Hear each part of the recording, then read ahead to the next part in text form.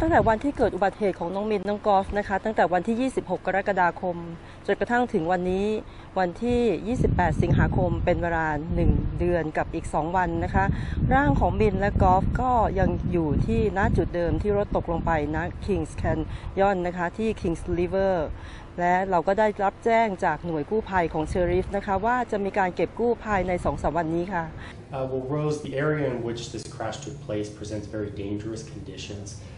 It's a steep, rugged canyon. It's about 500 feet down where the car went. The water is flowing through that portion of the Kings River at a very high rate of speed. There's a series of waterfalls that cuts through there as well. There's Class 5 rapids. So we weren't going to be able to just rush and get into it to try and get to the car. We needed to evaluate the situation. And what our search and rescue team found was that if they inserted some of their people, there was a high likelihood that they'd get swept away by the current going downstream and they would likely lose their lives. So what we did is we set up numbers that we would like to see the river come down to in terms of feet per second, the flow. It was at about 1,500 when this crash first happened. We've gradually seen it go down over the last month. And now we're closer to 400 cubic feet per second. So it's gone down dramatically. That's made safer conditions to where we now think that our search and rescue team might be able to go in there. So we're taking a look to see if maybe later this week we might possibly be able to insert our teams and conduct a recovery operation. So that's going to be like within this week? It's a possibility. I can't say for certain that we're going to be able to do it.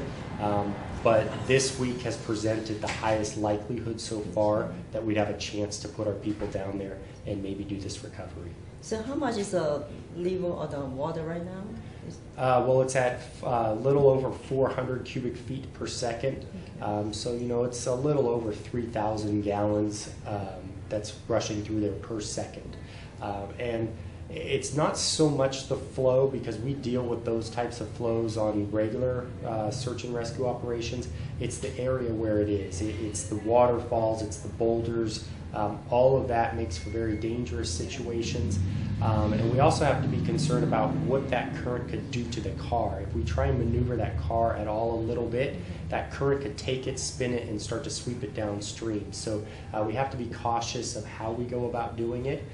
So the lower the water levels, the safer it's going to make it for everybody. So how you use like helicopter or Chinook or what you have? Probably not a helicopter at this point.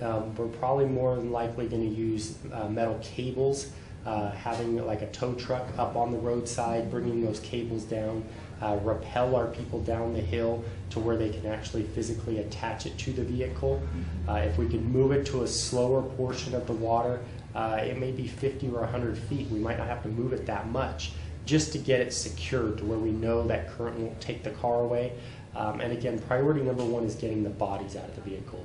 We want to get the man and the woman that we believe are in there out and get them up to where we can shuttle them out and eventually put them in the hands of their loved ones. So what you plan is going to be happen in like daytime, morning, or evening? What is the best time that should well, it depends. Right now, the way everything's been lining up is morning is probably the best time to start it. That's when the conditions are favorable. We've seen that the water levels tend to rise as the day goes on and it gets warmer. So it's probably best to start early in the morning. If they do find that the conditions are unfavorable, then they can kind of wait it out and then maybe do some more work as we get into the evening. And if need be, they'll stay the night down there and then work again early the next morning to continue their operation. Okay, I heard that the second accident was happened, the white Focus, the couple of Chinese. Okay, is that how soon that they can recover? We're unknown on that one right now because the wreckage that we can see is so deeply submerged and it's in a little waterfall area as well. Getting to that one's going to be more difficult. So we're going to have to wait for the water levels to go down significantly more before we can even try and get to that vehicle. So right now we're doing step by step. We're putting our focus on the red car, which we know was rented by the Thai couple. Once we get that one, then we can reevaluate and put our efforts toward the white vehicle. All right, thank you so much. And now what about at the day that recover, how close of the people that you let them get into around there? It's going to be a considerable distance. We're going to coordinate with CHP to close that road off, and that's something we're going to have to get out to the public to let motorists know that this is kind of a one-way in, one-way out type route to get to these major national parks. And this operation is going to hinder that. They're not going to be able to just drive straight through. So we will be keeping people out quite a ways. There's not going to be a lot to see for the media and for the public, but safety is the number one concern. We have to make sure that our people have the space to perform their jobs, and we don't want to put anybody else in harm's way. Couple on the first accident on the Thai people, there's so many pressure on the people that why not happen, why wait. For the second Chinese couple, is it any pressure from them? Did they say anything?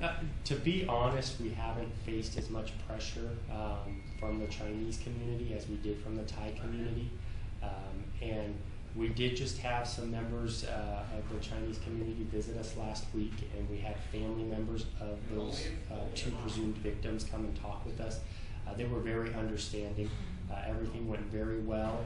We were able to describe the challenges that we're facing, that will keep them up to date on everything we learned. So the relationship is very good at this point with them. And I'll say I think that the relationship between us and the Thai government and the families impacted by this, that's greatly improved ever since this incident as well. They were able to come here and visit and meet with our staff. We met with the Consul General. They went up to the site and saw it firsthand. And I think once we had that conversation, they got to see what it was we were facing. There was a much better understanding. So I think we're all on the same page now. We all want the same result, and that's to deliver peace back to these families. Priority number one is getting these two bodies out of the vehicle, and we're certain we're going to be able to do that. For the teamwork that they're going to do on that day, how many people that you think to use to rescue the cars and the body?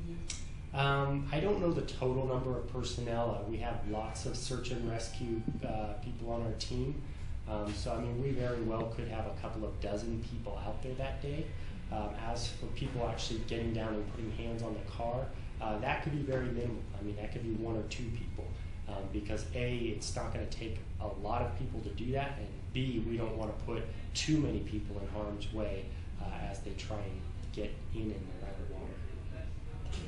So now, besides the search rescue team, do you ask for some other team to help? No, we should be good. We know that we have other agencies with resources should we need them.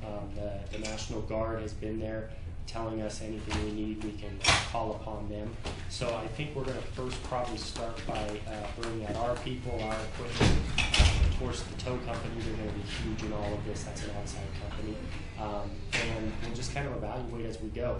If we have everything we need and it's going to work, then we should be good.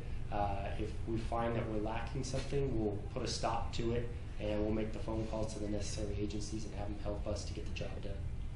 Okay, thank you. I hope that everything going well. Yeah. Well, I mean, our team, they've got a lot of experience. And our lieutenant commander, she's been doing this a number of years, and obviously something like this is a bit new for everyone. But you take everything that you've done in the past and you use that experience to build a plan for this. And so we're confident that we're going to go about it the right way and have a successful outcome. First, I thought like the couple accident, if it can be rescued during the same day, it's going to be help a lot. To do one time, that you can do two accidents. Oh, well, yeah. Well, the other car is quite a ways away, so still cannot see from the top, right? Just barely. When you fly over it, you can see a little bit. The advantage we have here with the Thai car is that it is propped up on a rock. So that's very helpful, the fact that it's mostly out of the water. So as that water goes down, it just becomes more and more visible, and that's going to help them doing their jobs.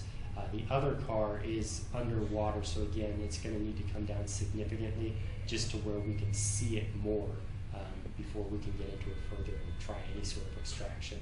At this moment, do you have any cause of the accident yet for both of them? No, we haven't determined any causes. That's actually going to be up to the California Highway Patrol to make those determinations. I know that if and when we are able to get both vehicles out, we would turn those over to their agency and they can conduct an investigation.